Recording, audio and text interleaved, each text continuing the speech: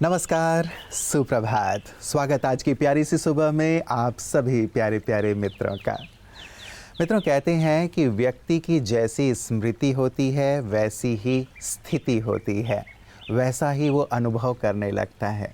यदि हम अपने जीवन की बुरी घटनाओं को अपनी स्मृति में लाते हैं तो हमें दुखद अनुभव होने लगता है, हम पुनः उन्हीं लम्हों को जीने लगते हैं। और यदि खुशी की स्मृतियाँ होती हैं, खुशी के पल यदि हमें याद आते हैं तो हम उन खुशियों के पलों को अनुभव करने लगते हैं और हमारा पूरा वर्तमान भी उन्हीं खुशियों से भर जाता है। मित्रों, जीवन सुख और दुख दोनों का ही नाम है। यदि दुख रहा है उससे हम कुछ सीख करके आगे बढ़ जाएं, लेकिन उनमें ही वर्तमान में भी ना जीते रहें, क्योंकि वर्तमान हमारा जीवन उससे बोझिल होता चलता है और जीवन का आनंद जो है वो हमसे दूर होता चलता है। तो क्यों ना हम खुशियों के पलों को याद करते हुए वर्तमान को भी खुशनुमा बनाएं और साथ ही ऐसे सुंदर हमारे कर्म वर्तमान में भी हों कि हमारा आने वाला कल खुशियों से परिपूर्ण हो। तो आपका जीवन हमेशा ही खुशियों से भरा हुआ हो। इन्हीं मंगल कामनाओं के साथ आइए चलते हैं आज के सुंदर सुवाक्य की ओर। योग उन चीजों को ठीक करता है जिसे सहा नहीं जाता और उन चीजों को सहने की ताकत देता है जो ठीक नहीं हो सकता। कुछ चीजें ऐसी होती है जिन्हें हम बदल सकते हैं और कुछ चीजें ऐसी होती हैं जिन्हें हम बदल नहीं सकते। यह समझने के लिए बहुत विवेक की आवश्यकता है कि हम अन्य लोगों को व बाहरी परिस्थितियों को नहीं बदल सकते। उस दिशा में कोई भी प्रयास समय और ऊर्जा की बर्बादी है। केवल एक ही चीज है जो मैं बदल सकता हूँ, वह है जो कुछ भी मेरे साथ हो रहा है उसके प्रति मेरी प्रतिक्रिया। ऐसा करने के लिए मुझे अपने विचारों और भावनाओं की जिम्मेवारी लेनी होगी। योग हमें यह समझने की क्षमता प्रदान करता है कि मुझे कहाँ बदलना है और हमें उन चीजों को छोड़ने की क्षमता देता है जिन्हें वह बदल नहीं सकता।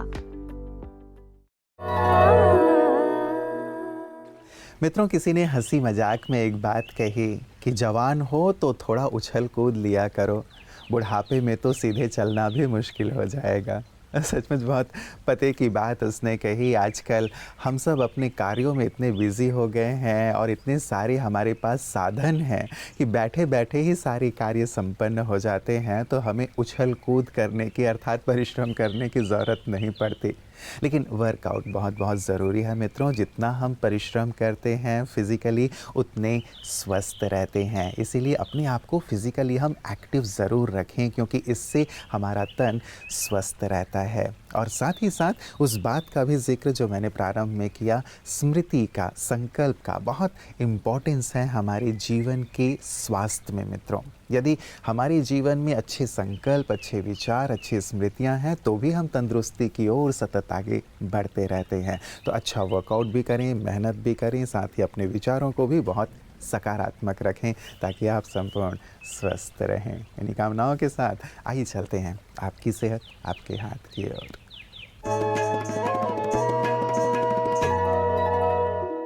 ओम शांति।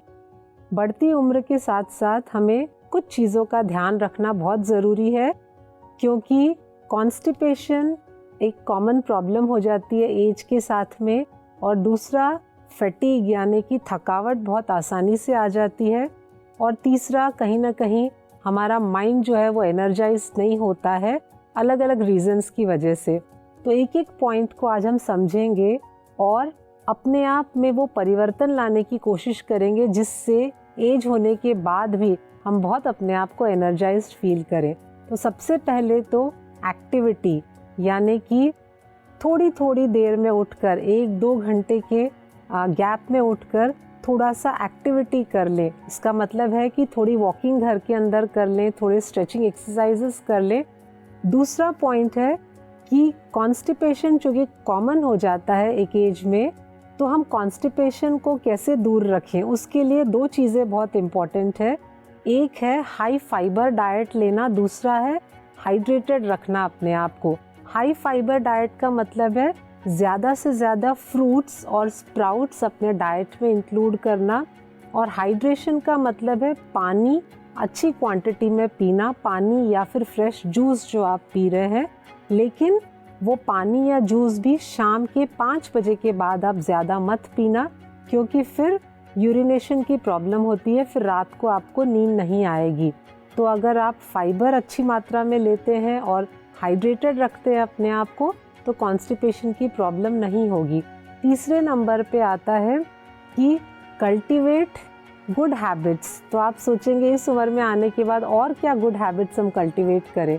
इसका मतलब ये है कि एक ही काम को हम बार बार करके फिर रिपीट कर कर के हम बोर होने लगते हैं। आपने जो चीज़ें आप करना चाहते थे अपने यंग एज में और आप कर नहीं पाए, उन हॉबीज़ को वापस आप परस्यू करना, तो आपका माइंड बहुत रिफ्रेश रहेगा, बहुत खुश रहोगे। चौथे पॉइंट पे आता है कि आपके रिलेशनशिप एक दूसरे से कैसे हैं, उन रिलेशनशिप्स को ब्यूटीफुली बिल्ड करना होता है। और पांचवा है स्ट्रेस फ्री रहना। तो चौथा और पांचवा पॉइंट अगर आपको बहुत अच्छी तरह से निकालना है अपनी ज़िंदगी, तो उसके लिए मेडिटेशन की प्रैक्टिस करना बहुत ज़रूरी है, क्योंकि मेडिटेशन से आपका माइंड रिलैक्स्ड रहेगा, जिसका एक पॉजिटिव इम्पैक्ट आपके फिज़िकल हेल्थ पे भी होगा। तो ध्यान रखिए, इसको कहते हैं active ageing with good physical and psychological nutrition. Thank you. ओम शांति। मित्रों, कहते हैं भाग्य बदल जाता है यदि इरादे मजबूत हों, वरना पूरी उम्र बीत जाती है भाग्य को दोष देने में। सचमुच यदि हम भाग्य को ही दोष देते रहेंगे कि मेरा भाग्य ठीक नहीं है, मेरे भाग्य में ये नहीं है, वो नहीं है, तो दोष देते देते जीवन का अंत हो जाएगा और हम जीवन में कुछ भी हासिल नहीं कर पाएंगे। बेहतर ये है कि अपने इरादों में मजबूती लाएं, अपने संकल्पों में दृढ़ता लाएं और कमर कस के खड़े हो जाएं कि भाग्य जैसा भी हो मैं उसे बदल सकता हूं, मैं अपने भाग्य का निर्माता स्वयं हूं। और सच भी यही है मित्रों, यदि हम कुछ ठान लेते हैं कि हमें अपने कल को ऐसा करना है, तो ठीक है 100% ना सही, लेकिन 1% से तो शुरुआत होती ही होती है सफलता की। और जैसे जैसे हम आगे बढ़ते चलते हैं, सफलता का दर बढ़ता चलता है और हम भाग्य लिखने वाले बन जाते हैं, अपनी तकदीर को बदल देते हैं। तो क्यों ना हम इस ओर ही दृढ़ता से आगे बढ़ें, जैसे कि हमारे विशिष्ट जन भी, जिन्हें हम प्रतिदिन आमंत्रित करते हैं अपने इस मंच पर, और वो अपने अनुभव साझा करते हैं कि कैसे उन्होंने अपनी तकदीर को बदला है। आइए सुनते हैं।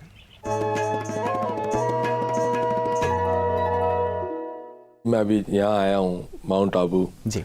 तो जैसे मैं सुबह 4 बजे उठ के मैं वहाँ मेडिटेशन में मैं जी ध्यान लगा के बैठा, तो दिल को इतना सुकून मिला और मुझे ऐसा लगा नहीं कि मैं इतना जल्दी क्यों उठा, और ऐसा बैठा हूँ 1 घंटे तक, कोई टायर्डनेस नहीं, कोई जैसे आधी नींद में उठता ना आदमी जी, तो वो थका सा महसूस कुछ बिल्कुल नहीं, फ्रेश। और 4 बजे से उठा हूँ, अभी मैं आपके यहाँ ये इंटरव्यू दे रहा हूँ 4:30, 12 घंटे में कंटिन्यू चल रहा हूँ और घूम रहा हूँ, तो मुझे कहीं थकान महसूस नहीं हुई जी। तो वो एक मन में शांति जो आई है, तो उससे वाकई आपकी थकान, मेंटल स्ट्रेस और अच्छे गाने बनने के जी योग शुरू हो जाते हैं। बगैर मेडिटेशन के, बगैर लॉ लगाए, बगैर संगीत के योग में जाए, संगीत बन ही नहीं सकता जी।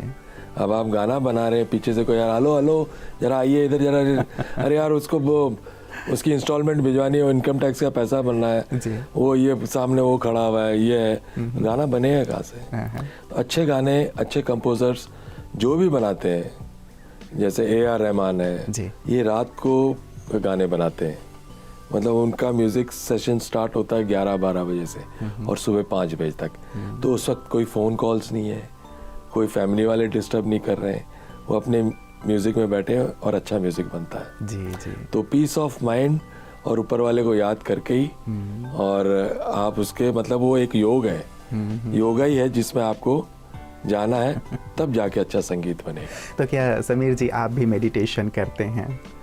मैं देखो अभी मैं जब से यहाँ आया हूँ, मेरे मन में बहुत स्थिरता नहीं थी, भागा दौड़ा फटाफट क्या करना है, ये करना है, वो करना, चलो लेकिन जब से मैं यहाँ पे मैं 2-4 बार आया हूँ तो मेरे मन में शांति हुई और वो सुकून आते ही मैंने इस दरबार के लिए जो गाना बनाया है तो वो आप जब गाना होगा तब सुनिएगा जी, जी। और पूरी दुनिया गाएगी वो गाना। बिल्कुल। मित्रों, जीवन का सफ़र लंबा है। कितना लंबा ये हम नहीं जानते, लेकिन ये ज़रूर जानते हैं कि इस सफ़र में धूप भी है तो छाँव भी है, चढ़ाई भी है तो उतराई भी है। हर प्रकार के अप एंड डाउन हमें इस जीवन रूपी यात्रा में देखने को मिलते हैं, और यात्रा का नाम ही इसीलिए यात्रा है कि उसमें बहुत सारे वेरिएशन होते हैं। आने वाले पल में क्या होने वाला है वो हमें नहीं पता होता, लेकिन इस यात्रा को हम सुखद बना सकते हैं अपनी सुंदर मानसिकता से, सकारात्मक मानसिकता से, कि जो भी हो उसे मुझे सहज रूप से स्वीकार करते हुए उसका आनंद लेना है। यदि कठिनाइयाँ हैं, उस कठिनाई से पार होने के लिए अपने आप को तैयार रखना है। खुशी के पल हैं, उनका भी संपूर्ण आनंद लेना है। तो हर परिस्थिति के लिए यदि हम मानसिक रूप से सुदृढ़ हैं, सशक्त हैं, सकारात्मक हैं, तभी जीवन का आनंद ले पाते हैं। और यही सुंदर कला ब्रह्मा कुमारियाँ अध्यात्म के माध्यम से हमें सिखाती हैं। आइए देखें उनकी इन्हीं सुंदर सेवाओं को। यूपी के आगरा आर्ट गैलरी में स्थित ब्रह्मा कुमारीज आगरा म्यूजियम के सेवा केंद्र द्वारा बच्चों के लिए 7 दिवसीय समर कैंप का आयोजन किया गया। कैंप में बच्चों के साथ उनके माता पिता भी शामिल हुए। इस कैंप में बच्चों के परिवार वालों ने राजयोग मेडिटेशन का कोर्स भी किया। बीके सावित्री बहन ने बताया कि समर कैंप का मुख्य उद्देश्य बच्चों को राजयोग मेडिटेशन के द्वारा पढ़ाई में मन को एकाग्र करने का तरीका सिखाना था। स्पोर्ट्स विंग की बीके संगीता बहन ने खेलों के माध्यम से समझाया कि हम कैसे हर परिस्थिति का सामना कर अपने मन को एकाग्र कर सकते हैं। बीके गीता बहन ने कमेंट्री द्वारा मन को एकाग्र करने के लिए सभी को राजयोग मेडिटेशन का अभ्यास कराया। अंत में कैंप में उपस्थित मुख्य अतिथियों को ईश्वरीय सौगात भी भेंट की गई। मित्रों, किसी ने बहुत प्यारी सी बात कही कि गलती आपकी हो या मेरी हो, लेकिन रिश्ता तो हमारा है ना।